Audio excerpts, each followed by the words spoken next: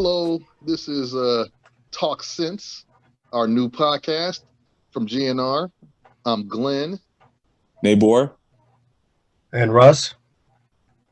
And we are now back in session for season 3.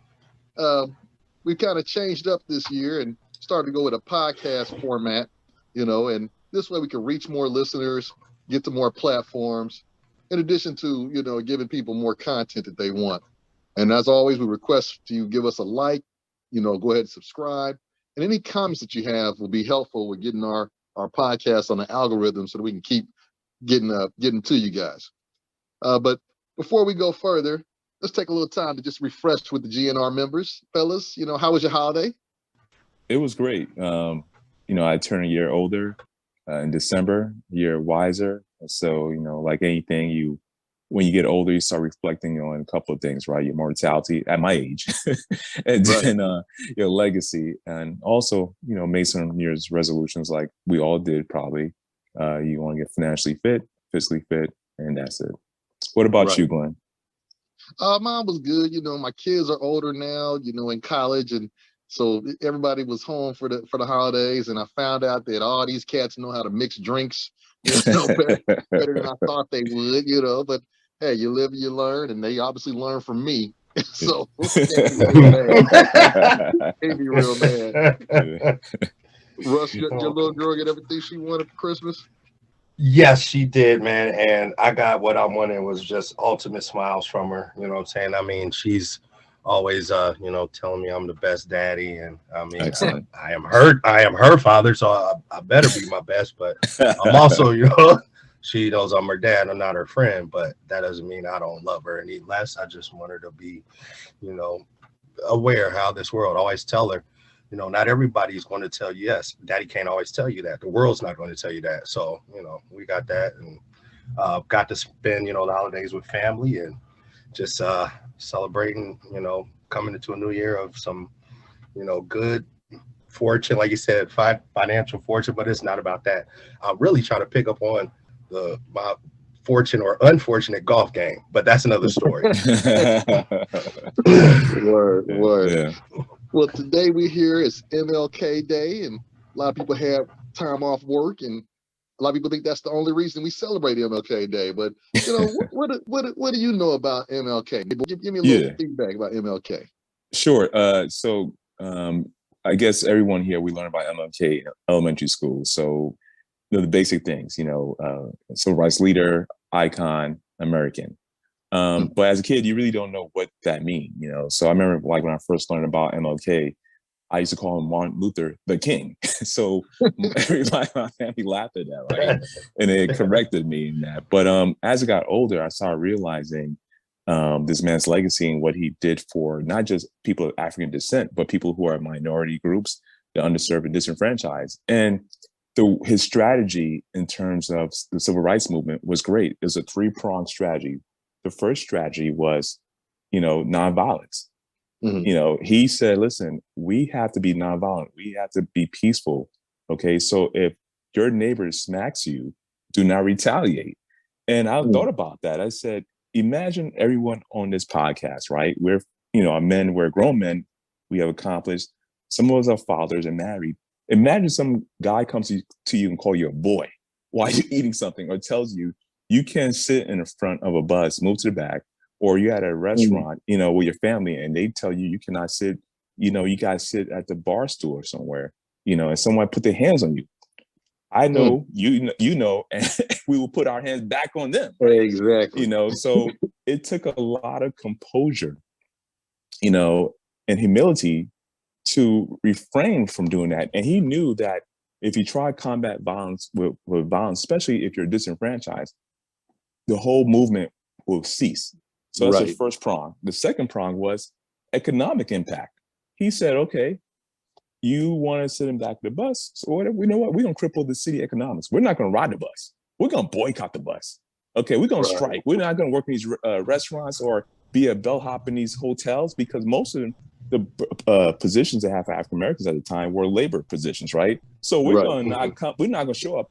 And once people start getting hit in the pocketbook, it was like, wait a minute now, we need to think about this, because we actually need the African Americans. We need people to ride these buses to help out to generate the city economy, the state economy. Okay, we need help. We need help with our patrons in the hotel, to the cooks, the bellhops, or whatever, the maintenance. We need all of that. Okay, maids and so forth. So, you know, let's think about this whole thing about civil rights. And then his third prong was holding people accountable, the United States government, because he said legally, the Constitution of the United States, all men are created equal.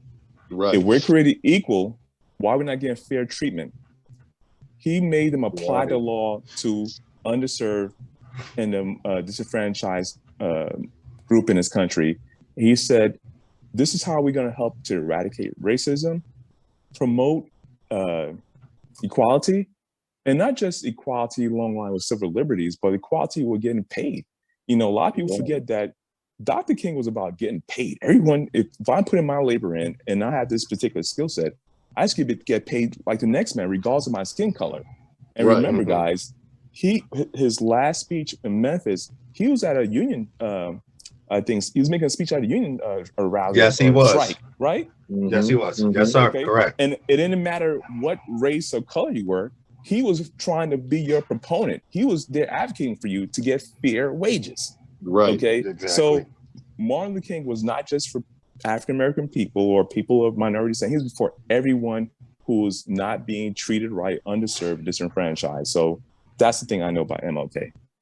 Right. But then Russ, okay, so, you know, based kind of building off that, what are some of the big things that you think MLK was able to accomplish or bring to fruition at some point, even though it may have came after he died? And then what do you think society's impression of MLK and his accomplishments are?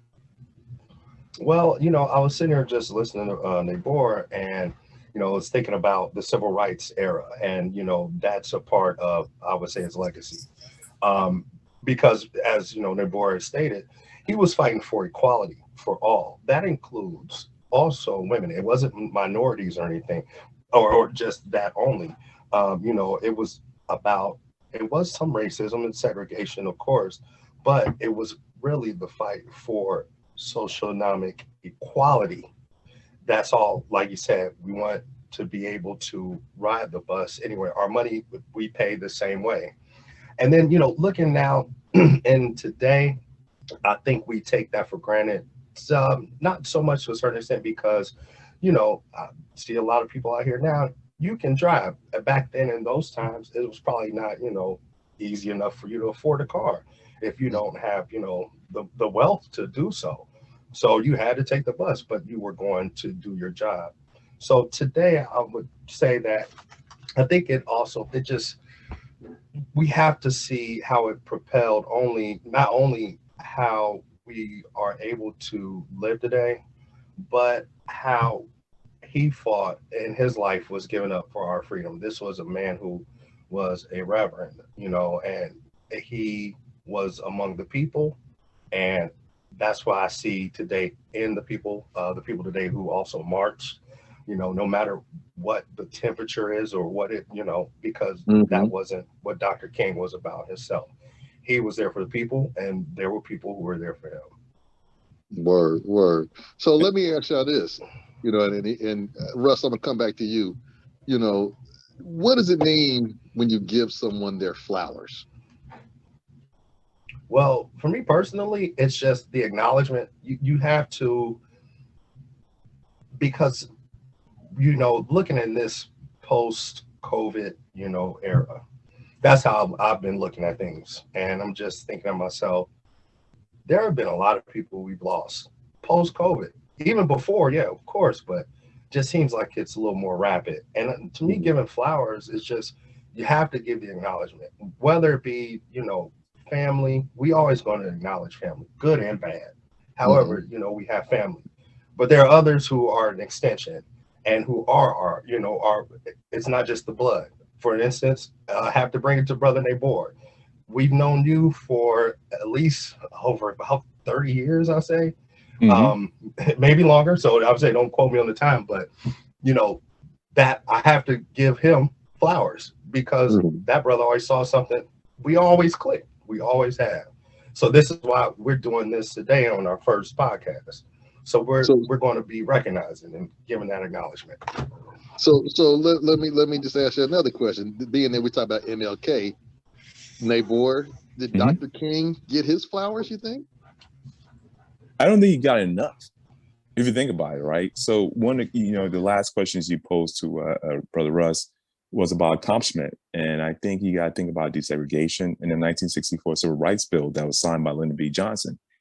If you think about retrospectively of what he did, and he was the most prominent civil rights leader, but there's others that assisted him, of course. But you think about our society now and how far we have come, even though, at 4 years ago, we might have said, hey, we kind of reverted back. But if you think about the success you had, Russ had, and I've had in our life, in our families had, in terms of being educated, going to the best schools, great careers, and how to be homeowners and being able to live where you are, wherever you want, right? So it's something miraculous in terms of what it was in the 40s and 50s when none of the laws weren't protecting us whatsoever. It weren't applicable.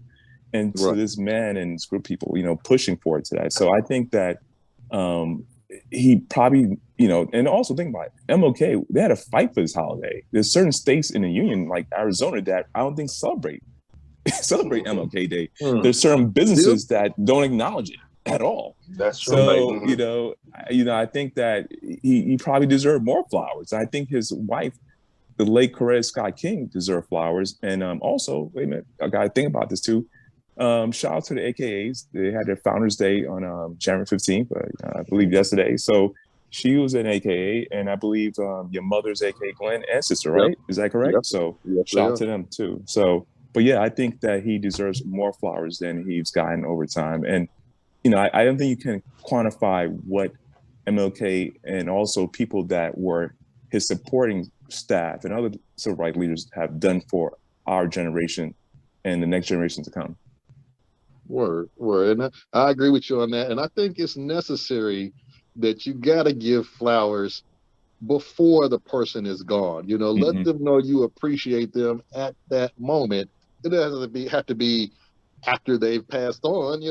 They can't appreciate the recognition. And I'm sure they're not doing everything they do for somebody to pat them on the back, but I'm sure it feels good when you get recognized for accomplishments you've made. We all know it feels good when you get recognized for accomplishments you've made.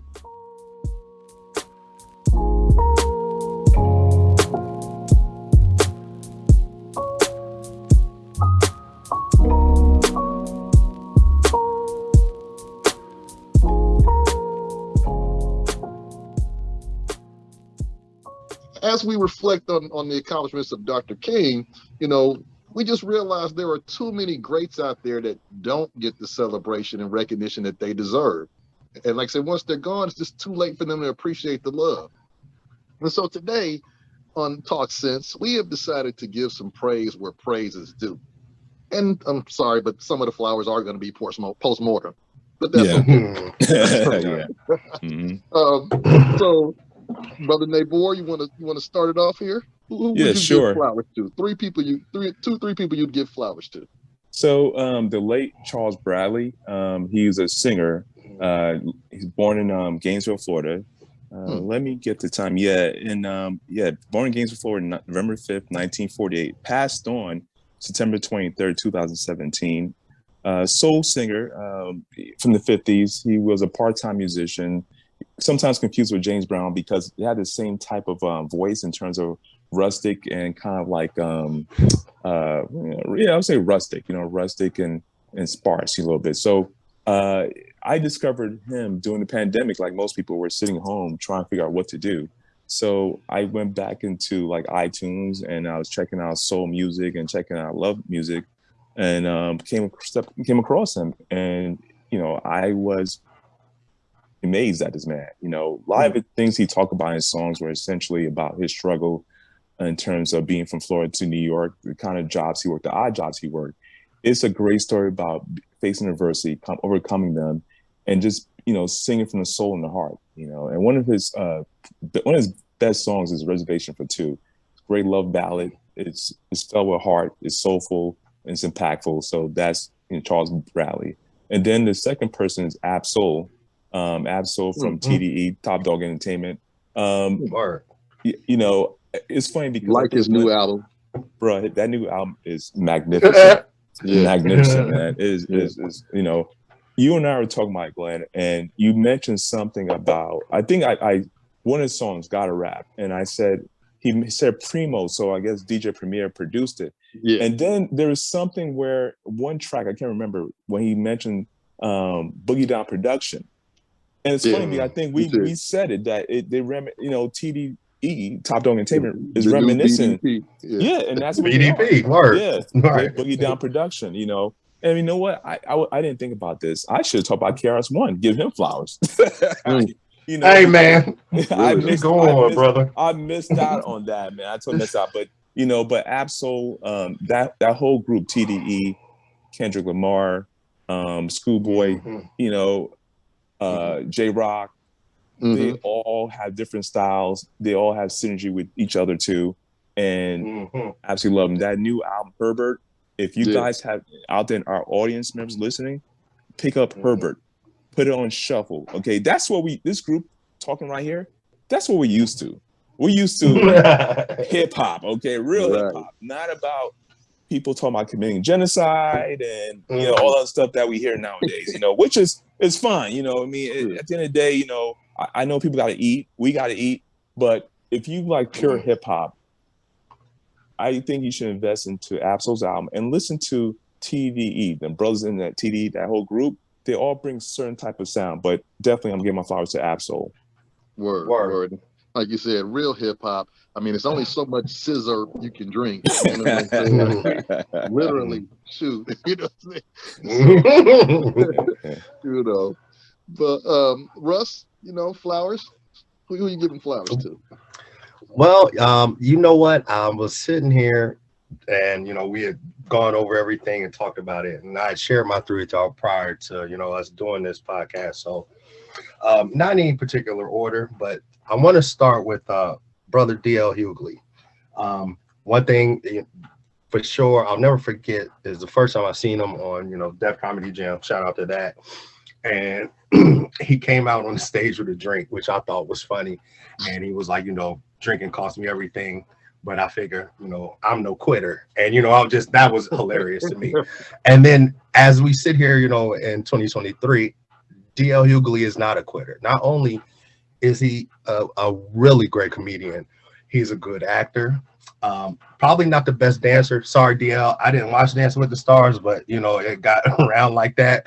And people were talking about that. But with, you know, him just becoming a man like before my eyes, and I'm a young man. One thing we do share in common, we are brothers who were born in March, but he got to go on, you know, do great political analysis. He had his own show on CNN. He also, you know, has his radio show, which is still running to the present. And it's just, I enjoy, and I have enjoyed watching his growth. And to reference back to that Def Jam, I think it was Def Jam 25 they did on Netflix. And he and Dave Chappelle, man, had some of the best, shout out to that brother too, some of the best, just raw, like, you know, I mean, off the cuff, you know, just comedy, just among their peers. And like, you could just see it, like both of their brilliance. So that brother right there, DL Hughley, I definitely want to give flowers to. And I just enjoy watching him, you know what I'm saying, continue to just grow. The next cat I want to shout out is also a March brother. This is, I believe, one of the most underrated, and I don't want to say that being like he's recognized. He's won an NAACP award for his outstanding performance, you know, in the supporting actor role in Ray. Clifton Powell. I remember seeing Clifton Powell early on another flower episode or time we'll give on the show Rock. Rock was a great show. I believe it was early 90s. And, you know, Charles Dutton was really trying to keep everything, again, conscious of how things are in the community. He specifically wanted that show to be not just another kind of, you know, we do some little goofy stuff here and there. He really wanted it to be a well-rounded series, and I think he did do that. But Clifton Powell had played a role of a drug dealer moving across the street from him, and that's the first role I remember seeing him in. And I just remember how he looked so like it wasn't acting. That was something that you could tell he probably had been around, or experienced himself. Maybe he was that man, but he played Andre, and he really just kind of just belittle Rock, called him trash man. He ends up getting shot, but towards the end, he tried to get his life together, and they have a good clip on that. You can check it out, where he talks about, like, you don't want to live this life, but that was that role. But some people might know him for the famous role in Next Friday, his brother Pinky, or even prior to that. I'm sorry, we can't forget Chauncey. I'm not going to give the other words Chauncey was referenced to in Menace to Society. Shout out to the Hughes brothers, but it's just his range, and like I said, Ray, he got that that NAACP award for that, and then just he had a great career. He also has done stage acting amongst numerous films, of course, but I just always. And the brother, he's maintained well, believe it or not. He's believe he's 66 years old. So and just think, like, we talking about from early 90s or so, and he's still going strong. And even before that, prior to that, the last person is one that really, when we talk about hip hop, and I just never knew at that time. I knew what I liked, I guess, but I was influenced by, of course, my cousin Glenn and, my brother. But there was one person, actually, this person was part of a group, Digital Underground. It was 1988, I believe. The album it came out in 89, but the album is called Sex Packets. And the first song I heard they had a video for was this song called Do What You Like. Everybody probably knows who this person is. Call him Humpty Hump. But his name is Gregory Jacobs. And we know him as Shock G. And he is the man who was behind that group. Shout out to Money B. But when I first heard Do What You Like, and I'm like, that's what defined hip hop to me, is doing what you like. Whether people want to mess with it or not, it doesn't matter. The Humpty Dance solidified it, but I begged and begged, and I can't say, but my brother ended up getting the album for me. And I was only 11 years old. And to get props from him when he was like, this album is dope. And I'm like, yeah, it is. And I didn't know what an album was. I just knew when I saw that cover, and you hear Sex Packets, but if you look at it, and then when you listen to the album, that man was doing what he wanted to do. And it was, he's also known, I'm sorry, he has other aliases other than Humpty Hump. I never knew until I was just going over and just doing some notes. He was the Piano Man. And I didn't know until he passed, unfortunately, April 2021 in Tampa, Florida, that he touched the piano every day of his life. And I was like, yeah, he was MC Blowfish. I mean, like, it was just like, listen, I mean, but that was on Underwater Rhyme. So of course we knew that, but I'm like, I never knew, because he kept that such a secret. The people would ask him in interviews, who's the Piano Man? And he would never mention it. And I did not know that until he passed. But I want to thank Shock G. I want to thank Digital Underground for giving me a perception of just doing what you want to do. And don't even care. And not that it wouldn't matter, but eventually somebody might catch on, because everybody caught on to that Humpty Hump worldwide. So those are my three I want to give flowers to. That's great. You put me onto that album, to be honest. Thank you, brother. I didn't know, but I appreciate it. Gutfest 89. Crazy guts. You're right. Word life. Bro, that album probably one of the best. Back home, cats loved it too. I remember If I Kiss You. What's that kid? That was on that EP. Yeah, that was on an EP that they did. Yeah, But I forgot yeah. to shout out. It was Freaks of the Industry. Freaks Just of real the quick. Industry. Yeah, that song was dope too. And we gotta let Brother Glenn speak. But I remember it was in 6th grade, man. I had a amplifier I got from Radio Shack with the cassette, you know what I'm saying, with the Sony cassette. Man, I played that Freaks for the Industry for my 6th grade class. You could have told me I wasn't the boy. I wasn't the man, bro, that day. Then somebody was, because I had everybody turn out to that. Facts. Yo, that's great selections, dude. Hey, you know who shot Andre doing rock, right? The guy who, Heavy D. No, say that. Heavy D shot Andre on rock. Yes, you're right. Yes, he did, brother. It was a mystery because you didn't know until like the next season or something. Hey man, good man, great memory, bro. Yeah, you absolutely was Heavy D. It was Heavy D. Yeah. That's right. Shout out to that brother, man. Rest in peace. Rest in peace, Heavy D. The Ove Love in the house. Yes, sir. That's right. We should have gave him some flowers before he got up here. That's right. true. Hey, you know what? I real quick. I heard, I believe it was Ed Lover say this, or somebody asked him that question. He said, "Name a whack Heavy D album." Exactly. Yeah, that's tough. Exactly. It's pretty tough. It's pretty tough. You know? Right. Well, I got a couple of people I'm gonna throw flowers to as well, you know. And the first one is another group. I got to give a shout out to the whole group. It is a big group as well. It had 6 cats in it. Their names were Paul Anthony, Bow-Legged Lou, D-Pine, Kurt T, and Baby G. Also known collectively as Full Force. Yes, sir. Word. Yes, sir. Yes, sir. Full Force came out. They formed back in '76. You know, out of Brooklyn, New York. And just for perspective, I was born in '74. So these cats was jamming my whole life. You see what I'm saying?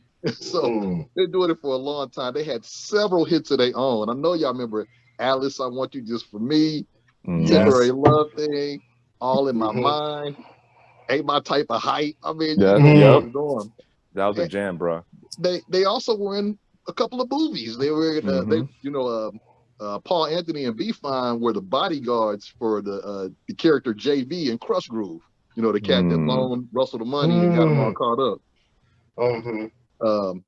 They also became a protagonist or antagonist, in House Party. You know, they were messing with Kid and Play, they're beating them up. Matter of fact, they used that song "Ain't My Type of Height" in the dance battle that Kid and Play had with the ladies. You know, so classic. And they continued their role in House Party 2, even in other movies they've been in as well.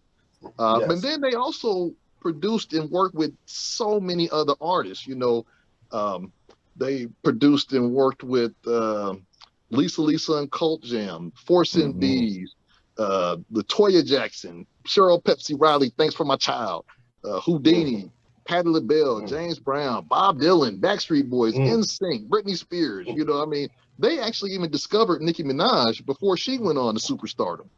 You know, but one of the first groups that they helped out, one of the first groups they produced for, I remember as a young kid. You know, we're in Ohio, so we weren't in the heart of rap. You know, we didn't know all the rap tunes. So I remember the first real rap, well, let's say hip hop song that I heard. It was on a little radio station here in Dayton called WDAO, only black radio station at that time. And they made a big deal that at 8 o'clock or whatever time on this particular night, they're going to play the newest hip hop song from New York City, the newest song. And they talked about it all day long.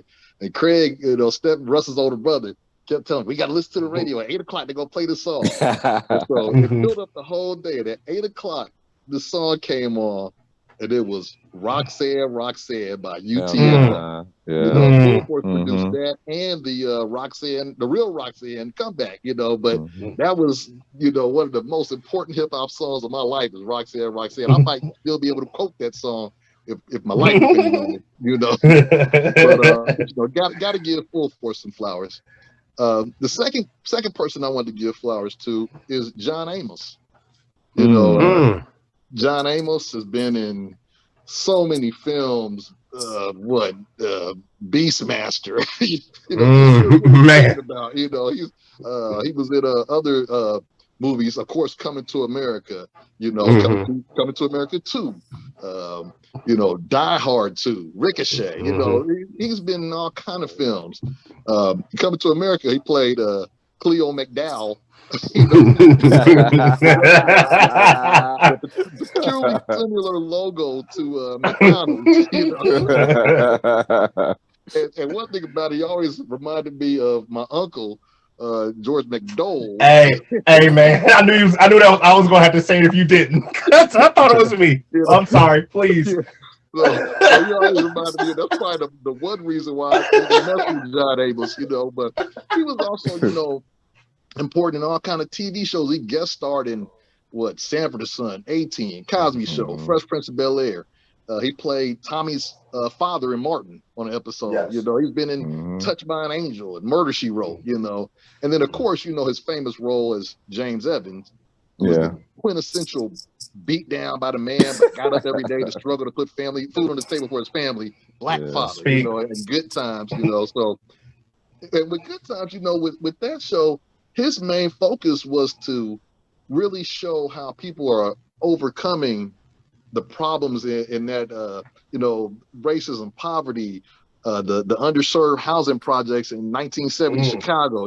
They had to work hard every day and get his family on the right track and raise his sons. And, the reason he left that show was because the execs there wanted to focus more on JJ being a buffoon.